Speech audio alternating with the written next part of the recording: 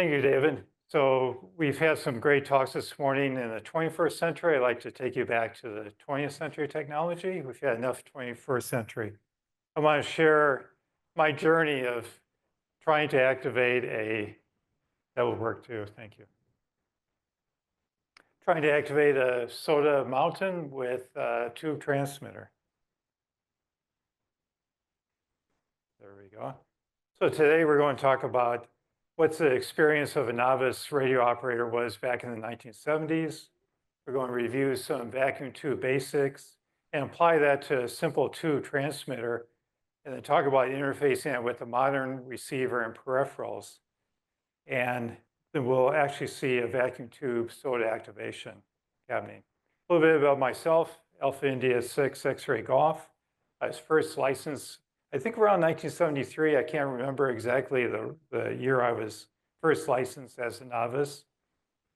I eventually got my advanced ticket. And like many of my generation, I let my license lapse in the late 1980s. But I got a new ticket in 2017. And since then, my primary operation has been HFCW, and that's Summits on the Air, or SOTA.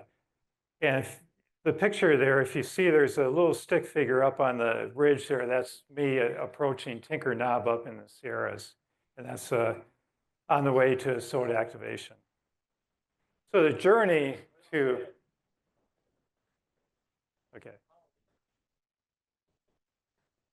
okay, it looks like we're synced now. So the journey begins with, somehow I found a copy of Electronics Illustrated on the web. And this is a March 1967 edition. And Electronics Illustrated was very special to me. This was a magazine I subscribed to when I was a young teenager. And I learned a lot about electronic components, electronic circuits, how to put those components together into a circuit. And with the illustrated part of the title, they had great illustrations and pictures of how to actually assemble these components into a circuit and also into an enclosure. So I learned a lot about electronics from that. And this was really the golden age for electronic hobbyist magazines. We had Popular Electronics, Electronics Illustrated, Radio Electronics, as well as several ham radio magazines. So it was a great way of learning. So I was attracted to this not because of the hip couple there dancing on the cover there, but I saw that there was a 1-tube CW transmitter, and I wanted to check out that project. And it turns out this is a 40-meter crystal-controlled transmitter, single tube using a 6AQ5A. And if I saw this project when I was a young novice, this is something I would want to build because it had readily available parts, and novices back then had to be crystal controlled. And the schematic was simple. I thought, oh, this would be a really fun project to build. But there's a few peculiar things about this schematic. If you look, the key jack is wire, so if you don't have a paddle or your straight key plugged into the jack, is constantly transmitting. Not sure why they did that. There is also a neon RF indicator that's shorted out. I guess you place that next to the output inductor. And if you look at the output network, it's slug tuned. And most of the output networks back then were air wound coils. And the reason that was a slug tune is this transmitter depended on two capacitance for that output tuning. So you can see that the output network, there's no other capacitor, it's just using the two capacitance. In addition, it uses the two capacitance for the feedback circuit for the oscillator. And this isn't really a very robust way of producing a circuit on a regular time. Also, the harmonic suppression of that output network is pretty poor. So actually, if you were transmitting on 40 meters, there was a good chance you were probably transmitting on 20 meters at the same time. And with that power supply, the B+ voltage, or what we call the high voltage for the plate, wasn't very well regulated. Also, this is not a transceiver. Back in the 60s, 70s, transceivers are coming up on stage, but they were pretty expensive and not something that a young novice would be using. So if this is a single transmitter, how would you use this for QSOs? Well, let's take a look back at a novice station in the 70s. This is actually my call back in the 70s as a novice. And this is a S38 receiver I use for as a companion to home-built tube transmitters. I still have this receiver. And the way that you would use this is you would use this as a companion to that tube transmitter. And I use a nice switch to switch the antenna between the receiver and the transmitter. Pretty archaic, but it worked pretty well for this. And you would send out a CQ on your transmitter, and you would turn the receiver to your frequency because your transmitter doesn't have side tones like you're used to now with transceivers. So you listen to your transmission, do a CQ, and then flip the nice switch back over to the receiver and start tuning around for replies and hope somebody would reply to you. But most of the replies are going to be from other novices that are also crystal controlled. So you had to tune around because they wouldn't be able to zero beat on you. And hopefully you would find somebody. And if somebody did reply to you, then you switch the frequency back to your frequency, start transmitting back to them. And if you got a QSO back then, it was quite an accomplishment, and you were pretty proud of it. And it's also an explanation why some old timers have really long CQs and replies, because you're used to tuning back and forth, trying to find the replies in the QSOs. So this was fun. And being a SOTA activator, I thought, okay, can I use this single tube transmitter to activate and use during a SOTA activation? So thinking about it, I thought, okay, what's needed for SOTA? Well, of course, we need a 40-meter receiver to go with that transmitter. I was not going to haul my S38 up to the summit, so I needed something different. I've gotten lazy. I don't use the straight key anymore. I have to use a keyer. I wanted some kind of break-in, and also a TR switch that's probably a little more sophisticated than my old knife switch, and something that really is more of a transceiver-like operation. And being on top of a peak, I would like to make sure that there's actually RF coming out of the transmitter. So an RF monitor would be nice. And run this all on a small battery and have everything backpackable. So with this simple project has now exploded into a really large project. I'm sure no one else has ever experienced where their projects have mushroomed out of control. It's only me. So there's all these other components I have to do in addition to the simple transceiver. So if that wasn't enough, I decided I also wanted to use technology from each decade from the 1940s. The miniature tubes were introduced to present 2020s. So this is going to be a lot of fun. So thinking about how I was going to accomplish this, I had an unbuilt 40-meter QCX, and that would take care of the 40-meter receiver and also my keyer. And likely it's going to give me an opportunity to have break-in and also something to work with for a TR switch. I have been experimenting with small SWR bridges and working with tandem matches. And I thought, okay, that's going to be something that would be useful for an RF monitor. And I had an old 12-volt, 3-amp-hour LifePo battery laying around. It's pretty small. I've used it on summits before, so that's something that I could put in, be backpackable, and hopefully this will all come together. So putting this together into the thought, this is my concept for this vacuum tube SOTA rig. The tube transmitter would be in the green there, would be a large component of it. And also the QCX 40-meter would be giving me quite a bit of the components of this SOTA concept. Now, the portion that concerned me the most was how was I going to convert the 12-volt battery voltage up to high voltage I needed for the transmitter. And this was really going to be something that was going to make or break the project. It was something that had to supply at least 200 volts. I was thinking probably around 70 milliamps. And that's usually a switching mode power supply, and they're known to have a lot of RF noise. And so I needed something that would be able to supply those voltage and currents, but still be pretty efficient and low noise. So I went around looking at the usual sources for DC-DC converters from Mouser, et cetera. They were expensive, large, probably not in stock. I looked at designing my own, and you can design a switching power supply with low noise and high efficiency, but it takes some detailed engineering and would take some time. So I could do that, but while I was looking, there we go, I noticed that Nixie tube enthusiasts were using small DC-DC converters, and they were readily available, but they only gave about 180 volts. That seems to be the sweet spot for Nixie tube users, and only a few tens of milliamps. So it was almost what I needed.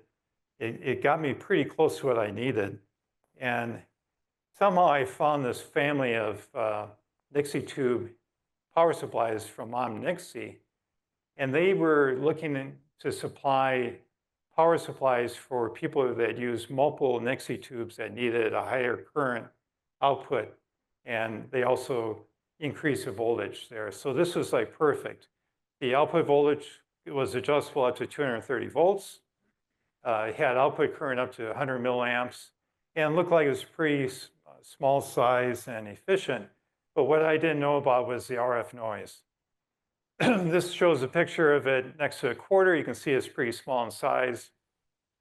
Pretty amazing that they were able to supply the voltage and current that they did from that. So I emailed the team that was supplying this, and was an engineer who had designed it and the sales and marketing person. And they never even thought about measuring RF noise. But they were really excited about it, and they felt that their design was good enough that it probably would be pretty low noise. So they encouraged me to do some testing on it. I did the testing.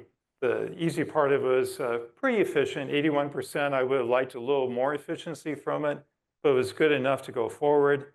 I looked at the output voltage stability versus the battery discharge, and also when you had a very fast load change, something similar to when you're transmitting, that there would be a big load current change. And there, the voltage stability was really, really great. So the next step was, let's measure the RF noise. I looked at this using an SDR receiver and also listening on my KX2. I basically had the DC-DC converter running probably about 90 milliamps into a dummy resistor and just sitting right next to my antennas. And I could not hear any RFI. And also from the SDR, from the spectra, from here you can see the spectra look pretty close. And these spectra, the top one is with the DC-DC converter completely powered down. And then the bottom spectrum is with it completely enabled, supplying about 90 milliamps. So you can see that they look identical, there's no noise. The glitches that are there are actually from the laptop that I'm using for the SDR. So with this, I felt, okay, now I have the DC-DC converter I needed. I need to go forward with this project. So let's build the transmitter. So the transmitter I divided into 3 different boards. First board is the actual RF oscillator and amplifier using a 12AQ5 tube. Now the original amplifier used a 6AQ5 tube. The 12AQ5 would give me a 12-volt filament, so it would directly work with my 12-volt battery. The second board would be a low-pass filter, because that initial low-pass filter just isn't adequate, and then a board to control the high voltage. Oops, there we go. So before we go too much into the transmitter, let's just review vacuum tube basics for some of the younger members of the audience here. So when you have current flow through a vacuum tube, it's basically electron flow through the vacuum from cathode to plate. And your plate is biased pretty high positive compared to the cathode. Between the cathode and the plate is a metal grid, an actual grid, a wire grid, and it's called a control grid. And a small voltage on that grid greatly affects the plate current. And that's how we get amplification of the grid signal. So you have a lot of electron flow through the vacuum tube. You can vary that with the control grid, and that enabled amplifiers, oscillators, and switches back in the very early 20th century. The tube we're going to be using is a pentode. There's 2 additional grids that were added for better performance. And like I said, that's a 12-volt filament, and that's compatible with the battery that I'm using. So now we know everything we need to know about vacuum tubes to go further and understand the transmitter. So this is a schematic of just the oscillator and amplifier. It doesn't include the low-pass filter. You can see it's a little more complicated than that original Electronics Illustrated schematic. And there's a few things that I need to add and change. The modifications were just for better operation of the circuitry. And there was just some shortcomings, and also for safety. I wanted to make sure that I wasn't actually having 200 volts applied to the antenna while I'm up on the mountain and somebody coming by and touching that. So an example of that is for the improved oscillator performance. I added C1 and C2, which are highlighted here as a voltage divider, which is how you bring the feedback back to the input for enhanced and just a robust improvement of the oscillator. And also the inductor on the cathode is added so that that cathode is floating at the RF frequency, and that just helps operation of the oscillator as well. I also added a opto-isolator solid-state relay, and that's just to isolate the QCX completely from the high voltage within the vacuum tube transmitter. So how does our oscillator and amplifier actually work? Well, first of all, let's just go back and remember what the inductors and capacitors look like. And these are the larger inductors and the capacitors that are mostly used for bypassing. What are their characteristics at both RF at 40 meters and also at DC? For the inductor at DC, they look like a short. And at 7 megahertz at RF, they look like an open, basically. And for a capacitor, it's complete opposite, where at DC, it's open, and at 7 megahertz RF, it's short. So it's a little busy slide here. I apologize for that, but I think this will help explain how the amplifier and oscillator works at RF. Your inductors, L1 and L2, with the red crosses are open. So that prevents RF from getting back into your power supply. And as we mentioned earlier, the cathode is floating at RF.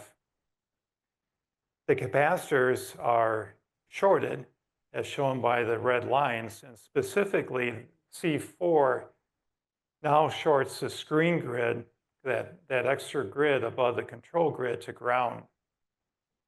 And that brings that output signal through ground, if you follow the green highlights, back to the capacitor divider for the oscillation, and then also back to Y1, which is the crystal.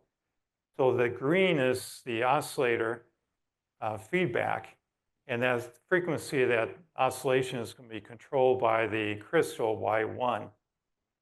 And the elements that are involved there are the cathode, the grid, and the screen grid. So this is oscillating at 7 megahertz. And at DC voltages, the opposite is occurring, where the inductors are now shorted and all the capacitors look like an open. And then there, the cathode now is connected to the point called SK. And this is the point that you key or you short to ground in order to enable the transmitter. So when you press your key, it shorts SK to ground. So the cathode is grounded. Now you've got current going through the tube and you have amplification. So when you key the transmitter, it amplifies. You get cathode to plate electron flow.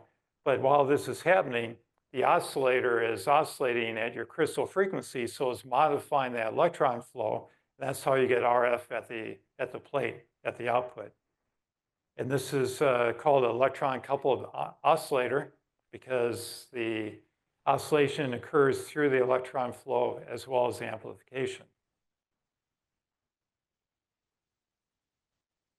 So I built this on a small board, and you can see that the output is the SMA on the right, and the crystal is on the far left there. And it's a nice small board. The next board we're going to be looking at is the low-pass filter and the RF monitor. And there's two things the low-pass filter is doing. One, it reduces the harmonic content. We need something that's a little better than that original tank circuit, so I only want to transmit on one band at a time. And also, you have to transform the impedance that the vacuum tube output is presenting to the filter down to 50 ohms. So in tube circuits, that impedance is going to be a high impedance because you're using a high voltage and low current with the vacuum tube. With the modern solid-state amplifier, of course, you're using low voltage and high current. That's a low impedance. So most of the low-pass filters with the modern solid-state amplifier is going to be transforming from a low impedance to 50 ohms. We need to go from a high impedance down to 50 ohms. So to continue with the tube and the vintage theme, I decided to use some pi networks, which were popular in vintage tube radios. So especially for some of the younger people in the audience here, this is a great reference. If you ever are able to buy a copy of the radio handbook by Bill Orr, W6SAI, pick it up if you're interested in working on any kind of vintage rigs, or if you're just interested in what ham radio was like in the 60s and 70s. It's just a great reference. This is what I used to design the low-pass filter, and it's available on the web, but I'm fortunate to have a physical copy of this handbook.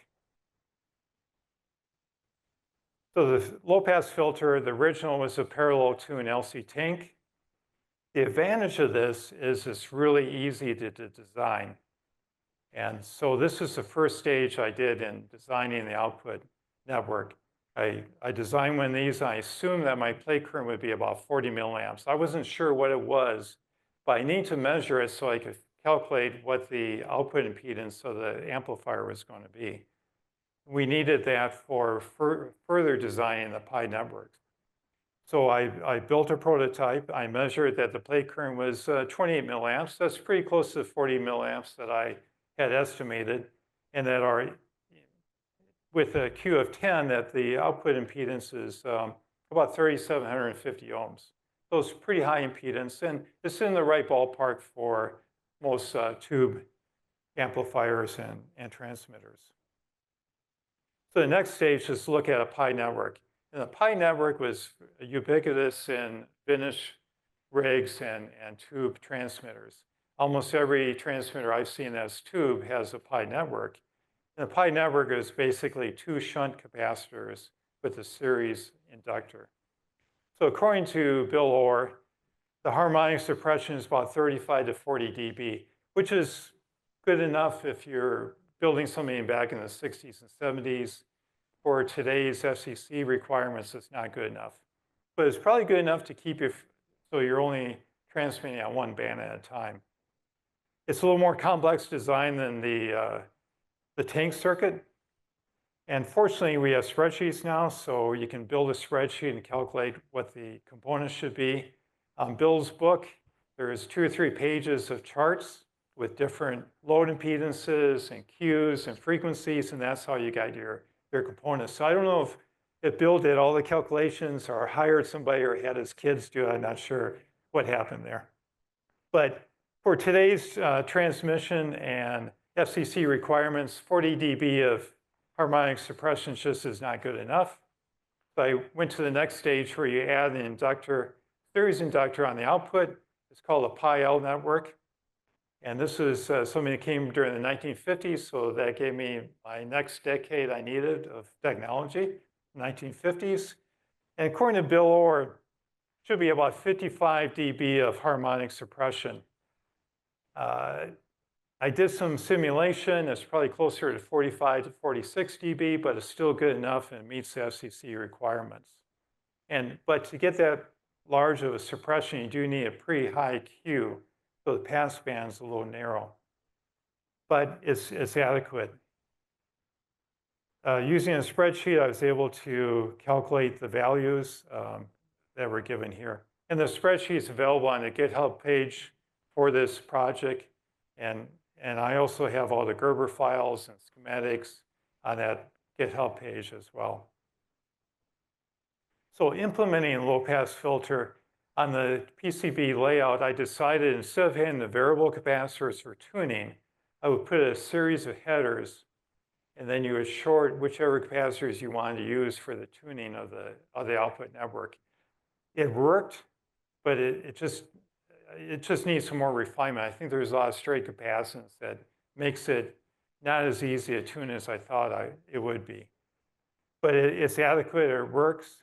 But I think if I was going to do it again, I would probably change the configuration, maybe not use a Pi-L network, maybe use something with a little more poles and more modern. But it's adequate as it is right now. So the next stage is RF monitor, and I use a tandem match for that. And the tandem match is used quite often in SWR bridges. You're looking at the forward power and also the reverse power. Here I'm just taking the forward power, measuring that, and there's a voltage on the output that is proportional to that forward power. Now, the tandem match, interesting, was invented by C.G. Kontenheimer in 1966, so there's my 1960s technology. But he was also the inventor of the Cuisinart in the 1970s. I think my wife spends more money on Cuisinarts than I do on radios. But it's pretty amazing individual to have inventions in two different technologies there. So to implement the RF monitor, I take the forward voltage from the tandem match and apply that to a linear display driver, the infamous LM3914 from the 1980s.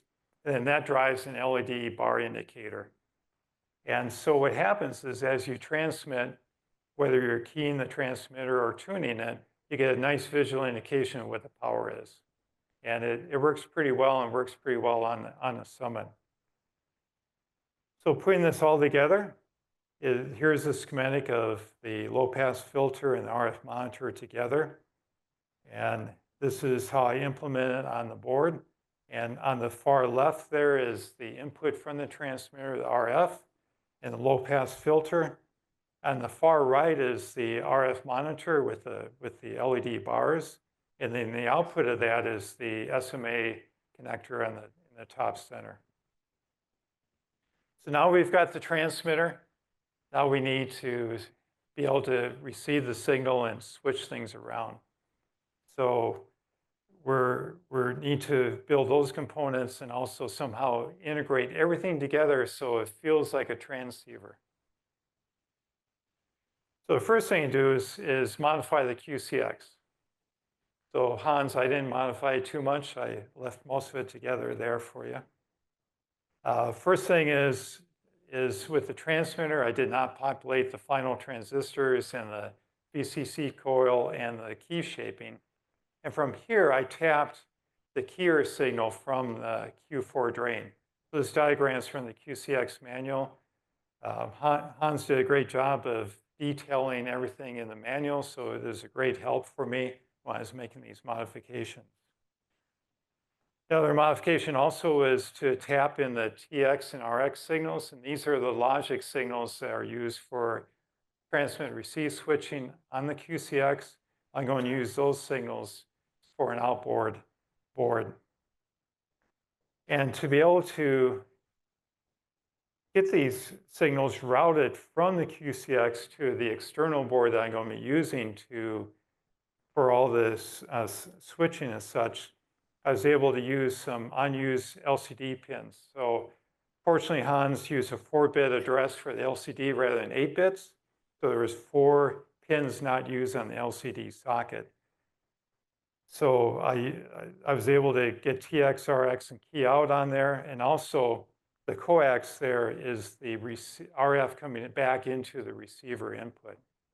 And the reason I put this on the LCD pins is the TR switch, the board that I built, that's basically like the central station here, Grand Central Station, because it's routing all the signals and whatever you need is going to plug into the LCD socket on the QCX.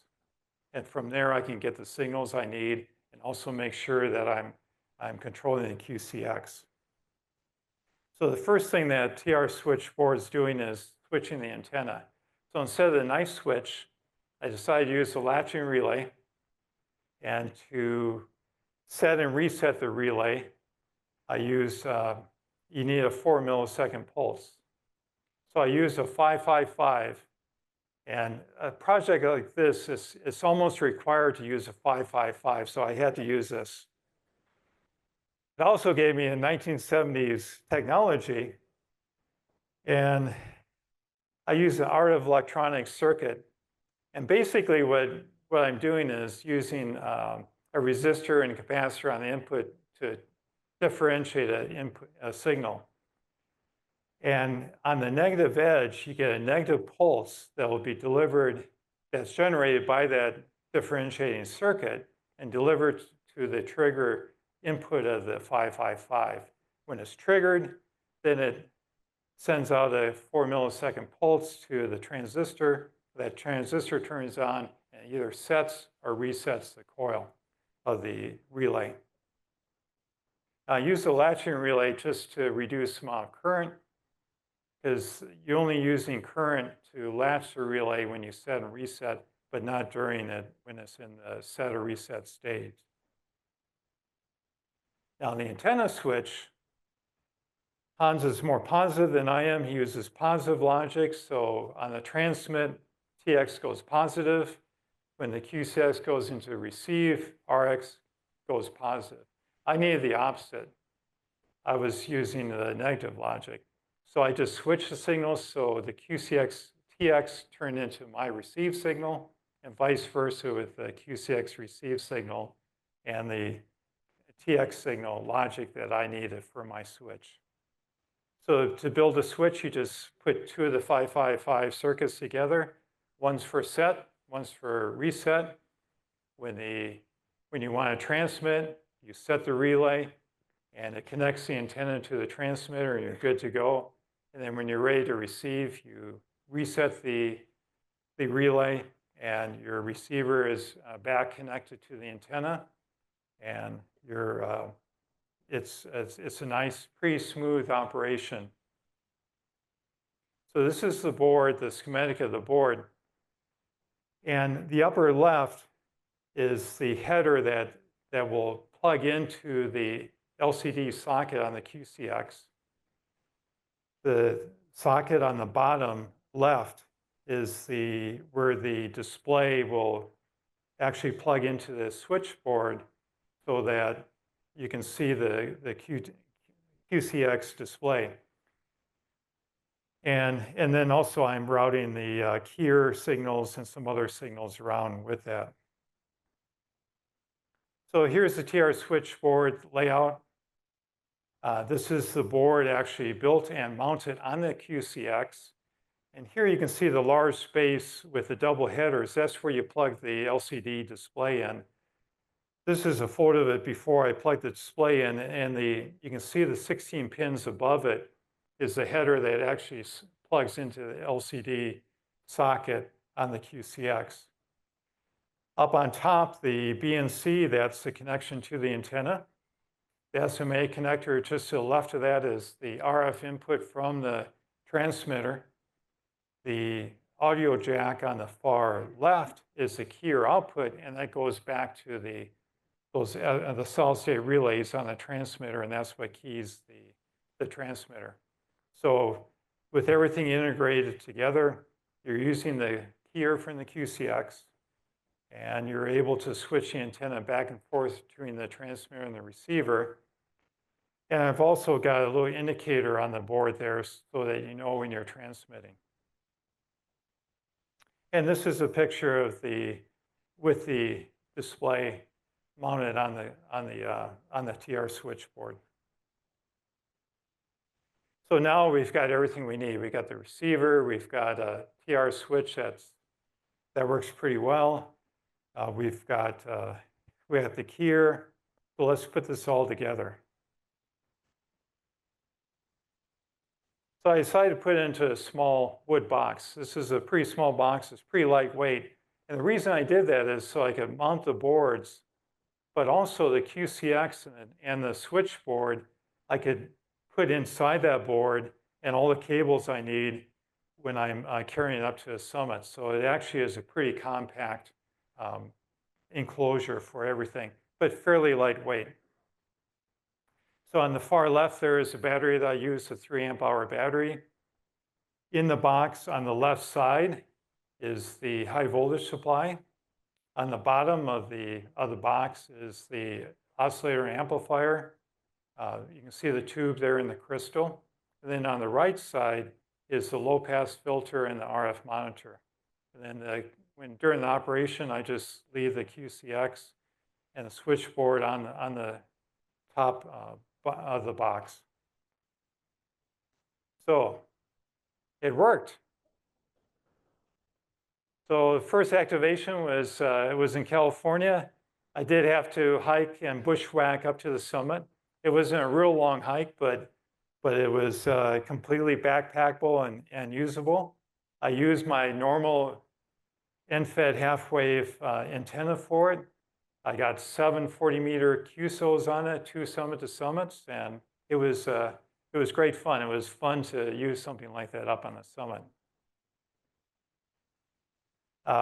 Used it again on another summit called Rocky Ridge in the Bay Area.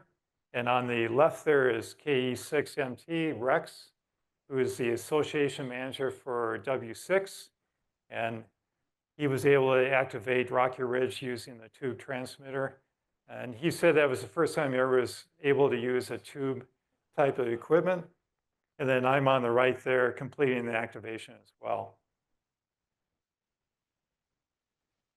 So let's look at what I thought I needed for SOTA. I think we accomplished everything. The receiver worked well.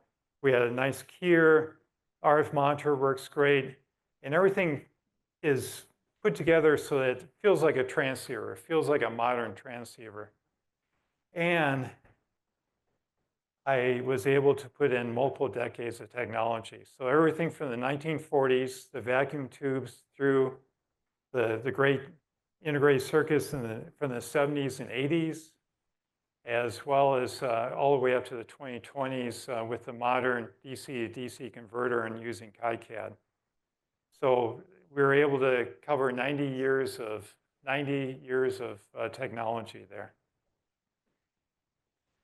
So you would think if you're able to activate, we backpacked in, it acted like a transceiver. The fun was really 11 out of 10, so it must have been a 599 success. It was, except it was a 599C success. The signal had chirps. Still could be copied, but it sounded like, for us OEMs that remember from the 60s and 70s and novice transmissions, it was a lot of chirps. And for your younger members of the audience, a chirp is when you send a dot or dash and the frequency changes on you, so it sounds like a chirping parrot. So at first I thought, okay, this is fine. People could copy me. We had successful activations, but I did get some harassment about the chirping. Good-natured harassment, but I was harassed about it. So I had to figure out what was going on and see if I could reduce it or fix it. So I went back to in my old handbooks, and there they say, yes, if you use a single-stage transmitter, you're probably going to get chirps. And the way you eliminate that is having a lightly loaded oscillator followed by a buffer amplifier. And I looked at some well-designed vintage rigs, and indeed, there was a buffer amplifier. Often the oscillator was not keyed, but later stages were keyed. So that way that oscillator wasn't pulled back and forth. And the plate and screen voltages in the rigs were really well regulated. And in the 60s and 70s, that was a little more difficult to do than it is today. So what was I going to do? I knew that plate voltage was already well regulated because we tested that power supply really, really well. I could add a buffer amplifier, but that would be an additional tube. Each tube is another 250 milliamps of filament current. Probably need a bigger battery or much shorter activation. So it just really wasn't viable. So I did a little more investigation. And this is from Greg's Alpha Alpha 8 Victor's website, a summary of a QST article written in the 1950s on crystal oscillators. And if you remember, Greg gave a great presentation about tubes last year. So to summarize this article, which went into really in-depth analysis of crystal oscillators using tube amplifiers, a few things that came out of it. One, screen voltages need to be really well regulated for clean keying. And also the plate to screen grid isolation is really important.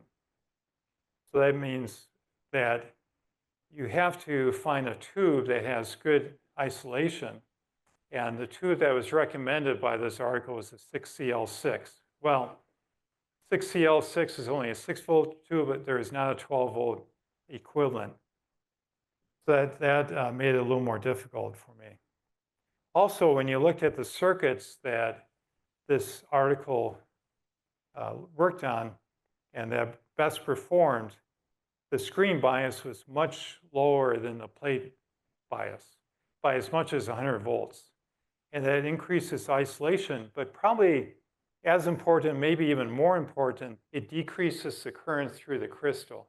So what happens is when the crystal is vibrating at a certain frequency, and you want that frequency to stay stable, but if you have too much current through there, it stresses the crystal so that that vibration frequency changes.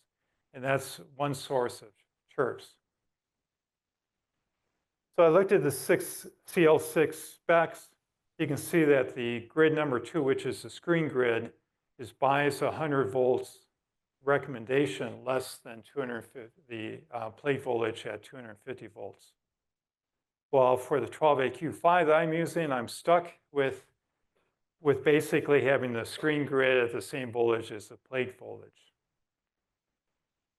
So I decided to depart from the typical operation, and we would just experiment with whether I could get that screen grid bias much lower than the plate bias and still have the circuit work. So how was I going to lower that screen grid bias? We could use Zener diodes. We could use cold cathode tubes, would be really fun because one, they don't have filaments, and two, they glow this beautiful neon color when you send current through there. But they're not real efficient, and they take up a lot of room. So I had the bright idea, well, let's buy another DC-DC converter that I'm using for the plate supply and use it for the screen grid supply. We already know it's efficient, and it's easy to adjust the voltage. And I just put it in there, and I attached it directly to pin 6, the screen grid. And I kept C4 in there in the circuit. But I lifted R2 so it isolates that screen grid voltage now completely from the plate voltage. And I lowered the screen grid now to 190 volts, 215 volts for the plate bias. Chirps were reduced. No more 599C reports. The amount of harassment went down quite a bit. So I really see that as a 599 success. I think the chirps weren't completely eliminated. I would expect if you had a lower screen grid voltage, it probably would work out, but I'm not sure that the circuit would continue to operate. But it seems to work pretty well right now. So I see that as a 599 success. And here's some references. If you want, I have a lot more details in my write-up, as well as on my in my web page. What I have is the first link there is a overview, and then I have 3 detailed blogs postings about each component of the transmitter. And then there's also the GitHub. So here's time for questions. And the QR code there is a link to my website if you want to look at that and see some more details.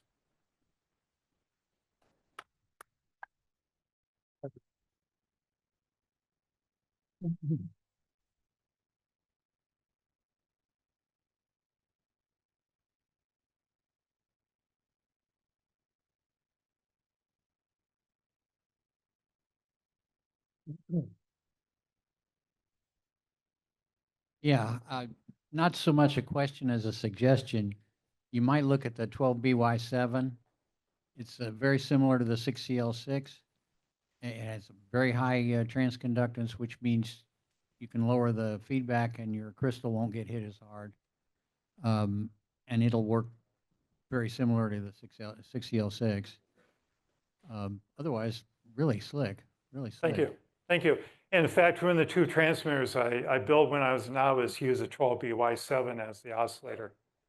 But I was at home, and I could use more than 1 tube and didn't have to carry that up to the summit. You have any trouble with key clicks? I did not have any problem with key clicks. I guess everybody was listening to the chirps and didn't hear any key clicks. They used to assign when somebody had a chirp, they used to give them a signal report of 598 or 597 to distinguish that. Right. And well, a few comments there. I do have a capacitor that's on the key, in the key circuit. It helps with the key shaping. So I didn't have clicks with that. And the chirping, officially with the RST, that's supposed to be a suffix rather than, because the tone is still pure, but it's just chirpy. It's a chirpy, pure tone. So it's a 9C.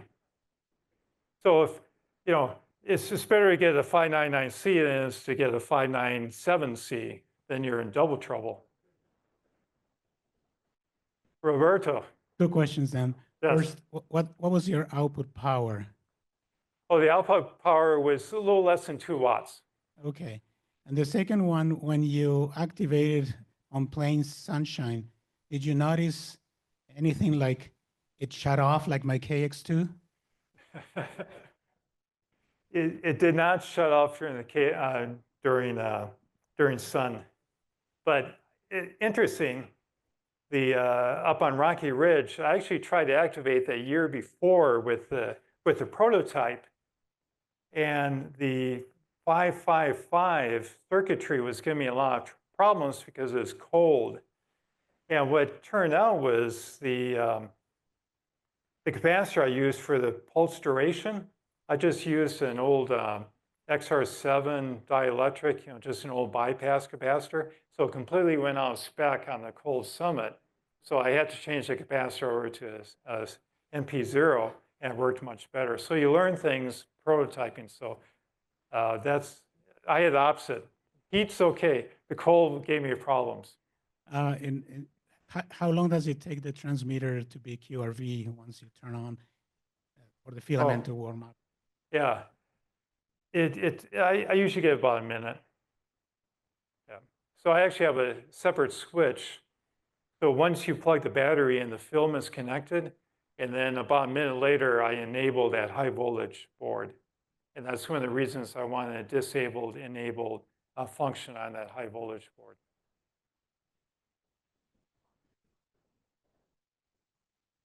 Okay, you could add 1930s to that because crystals were used for that purpose starting in the late 1930s. great, 100 years of technology. All right, great. I think there is another question. I'll just repeat the question. How long did the battery last? Well, that's a good, interesting question, because when I was doing the testing of the power supply, and I was pulling maybe 100 milliamps out. I noticed my battery died, that 3 amp hour battery died after a couple hours. So the battery is actually old and not supplying at the full capacity. But even with that old battery, we were able to transmit for 40 minutes before it started showing weakness. So I think with the new battery, the 3 amp hour, we could probably transmit for an hour or more. Yes. Thanks. About 20 years ago, there was a company, I think they had a website, Pastime Projects, and whoever ran that came out with some little kits. And one of them was a one-tube, 100 milliwatt transmitter kit, crystal controlled, and I forget what tube it used, but it was something designed for automobile stereos. And it took 12 volt DC on the plate and 12 volt filaments and about 100 milliamp or milliwatt output. And I wondered if you'd seen that circuit at all. I've heard about those tubes. And in fact, last time we had some discussions about that, but I didn't use that. I was hoping for a little more output power, but that's definitely a way to look at. And there are some tubes that also had 1 volt, 1.5 volt filaments as well. But the amount of gain, I think, is less on those tubes. All right, I know I'm between you and lunch, so is there more questions or? Thank you very much, Dan.